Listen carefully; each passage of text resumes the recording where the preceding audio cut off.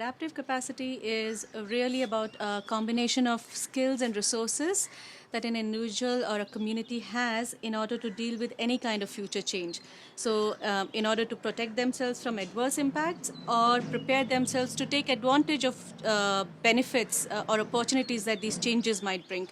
We are working with women leaders in 2 villages under HICAP, where we are actually training them to research on what kind of environmental changes or environmental stresses their community is going through. Having done research on these stresses, sit with their community and assess their own skills right now. So we identified a set of about 9 skills through literature review, but also in consultation with the community. And we asked them to assess these skills sitting together.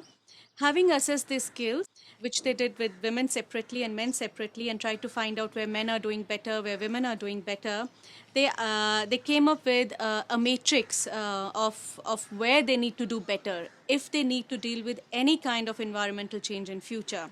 Having kept this in mind, having gone through this entire process, they then invited the community members as well as the village development committee members to develop an action plan, both a short-term action plan where the villagers themselves can do something about it, as well as a long-term 1-year plan where they might need government support or support from other organizations to fill some of these gaps.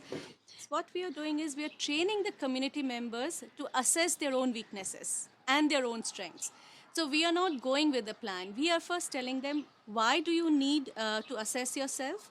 What are the skills that you need to assess yourself on? And you need to understand the reasons for these weaknesses or these strengths, and then develop an action plan. So this is really planning at the community level. So we are enabling the villagers not just to continue to monitor environmental change in the future, but also learn how to measure their own weaknesses and their own strengths, and how to develop action plans in order to fill these gaps.